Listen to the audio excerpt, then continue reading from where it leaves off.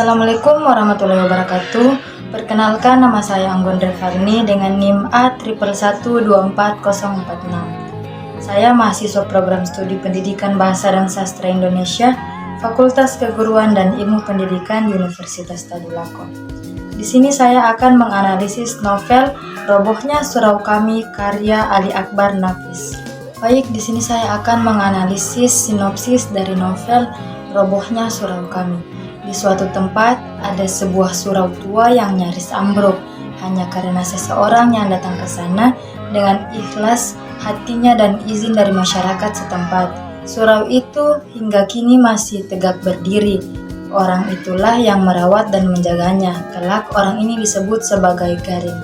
Meskipun orang ini dapat hidup karena sedekah orang lain, tetapi ada yang paling pokok yang membuatnya bisa bertahan, yaitu dia masih mau bekerja sebagai pengasah pisau. Dari pekerjaan inilah dia dapat mengais rezeki, apakah itu berupa uang, makanan, kue-kue, atau rokok. Kehidupan orang ini hanya mengasah pisau, menerima imbalan, membersihkan dan merawat surau, beribadah di surau dan bekerja hanya untuk keperluannya sendiri. Dia tidak ngotot bekerja karena dia hidup sendiri. Hasil kerjanya tidak untuk orang lain, apalagi untuk anak dan istrinya yang tidak pernah terpikirkan.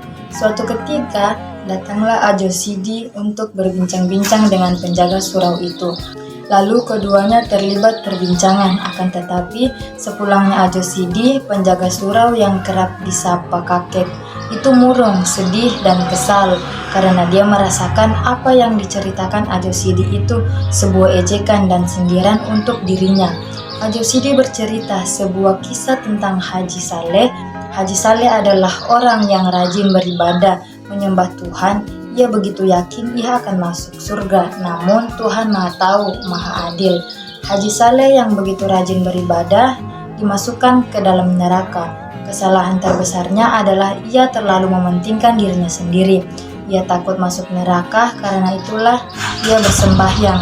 Tapi ia melupakan kehidupan kaumnya, melupakan kehidupan anak istrinya, sehingga mereka kocar-kacir selamanya.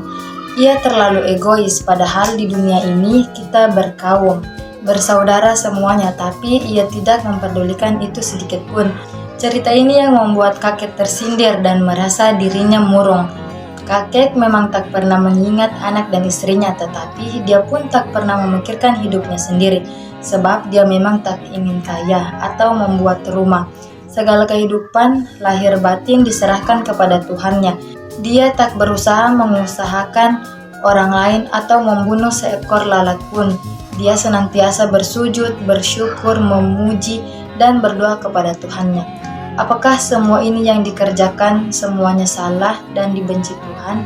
Atau dia ini sama seperti Haji Saleh yang dimana di mata manusia tampak, tetapi di mata Tuhan dia itu lalai.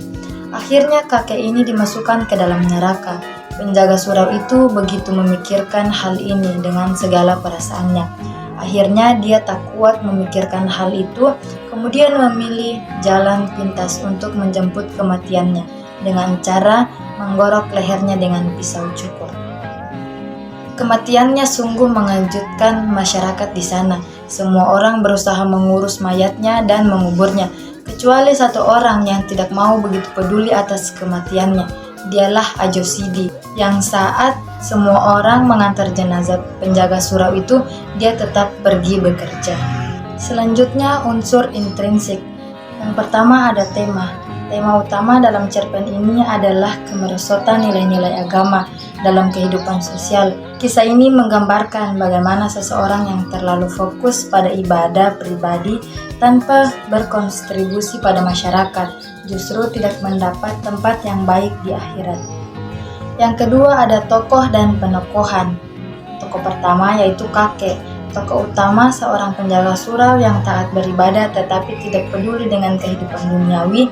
Ia digambarkan sebagai pribadi yang religius, pasrah tetapi tidak berusaha memperbaiki kehidupannya. Yang kedua ada Ajo Sidi, tokoh yang kritis dan menjadi penyampai pesan dalam cerita. Ia menyampaikan kisah tentang orang yang masuk neraka meskipun rajin beribadah sebagai sindiran terhadap kakek. Yang ketiga ada narator, seorang pemuda yang menceritakan kisah ini dan menyaksikan peristiwa yang terjadi. Yang keempat ada masyarakat sekitar, digambarkan sebagai orang-orang yang tidak peduli terhadap kakek dan lebih fokus kepada kehidupan mereka sendiri. Tiga, alur. Cerpen ini menggunakan alur maju dengan struktur sebagai berikut. Pendahuluan, narator menceritakan keadaan surau dan kakek yang tinggal di dalamnya. Konflik, Ajosidi menceritakan kisah tentang seorang yang rajin beribadah tapi masuk neraka. Klimaks, kakek yang merasa terpukul dan menyadari bahwa ibadah tidak cukup untuk membantunya dunia maupun akhirat. Antiklimaks, kakek ditemukan meninggal dunia diduga bunuh diri karena merasa sia-sia. Akhir, surau tempat kakek tinggal akhirnya roboh yang menjadi simbol kehancuran nilai-nilai agama yang tidak diimbangi dengan perbuatan sosial. Yang keempat ada latar atau setting. Latar tempat adalah surau kecil di sebuah kampung. Latar waktu tidak disebutkan secara spesifik, tetapi diperkirakan pada masa pasca kemerdekaan Indonesia. Latar suasana melankolis, penuh sindiran, dan mengunggah perenungan tentang makna kehidupan dan agama. Yang kelima ada sudut pandang, menggunakan sudut pandang orang pertama, aku atau narator yang menyampaikan cerita berdasarkan pengalamannya sendiri. Yang enam ada gaya bahasa, menggunakan bahasa yang sederhana tetapi penuh dengan simbolisme dan sindiran. Terdapat perumpamaan dan ironi yang kuat dalam menggambarkan keadaan sosial dan agama. Yang ketujuh ada amanat atau pesan moral. Beribadah tidak cukup hanya dengan ritual, tetapi juga harus diimbangi dengan kepedulian sosial. Hidup harus seimbang antara urusan dunia dan akhirat. Agama tidak hanya tentang berdoa, tetapi juga tentang berkontribusi bagi masyarakat. Kemudian ada unsur ekstrinsik. Yang pertama, latar belakang pengarang. Ali Akbar Nafis adalah sastrawan asal Sumatera Barat yang dikenal kritis terhadap kondisi sosial dan keagamaan di Indonesia. Ia sering menyampaikan kritik terhadap pola pikir masyarakat melalui karya-karyanya. Yang kedua ada latar belakang sosial. Cerpen ini mencerminkan kondisi masyarakat Indonesia, khususnya di Sumatera Barat yang masih kurang memegang tradisi keagamaan, tetapi terkadang melupakan tanggung jawab sosial. Yang ketiga ada latar belakang budaya, menggambarkan budaya Minangkabau yang memiliki sistem nilai adat dan agama yang kuat. Namun kritik dalam cerpen ini menunjukkan bahwa ada kesenjangan antara ajaran agama dan praktik kehidupan nyata. Yang keempat ada nilai-nilai dalam cerita. Nilai religius, kritik terhadap praktik keagamaan yang hanya berfokus pada ritual tanpa tindakan nyata. Nilai sosial, perlunya keseimbangan antara kehidupan pribadi dan kontribusi terhadap masyarakat. Nilai moral, jangan hanya beribadah untuk diri sendiri, tetapi juga harus memberikan manfaat bagi orang lain. Kesimpulannya, robohnya surau kami adalah cerpen yang menyajikan kritik sosial dan keagamaan dengan gaya yang tajam, mengajak pembaca untuk merenungkan arti kehidupan yang seimbang antara ibadah dan tanggung jawab sosial. Itulah analisis cerpen novel Robohnya Surau Kami karya Ali Akbar Nafis. Sekian dari saya. Wassalamualaikum warahmatullahi wabarakatuh.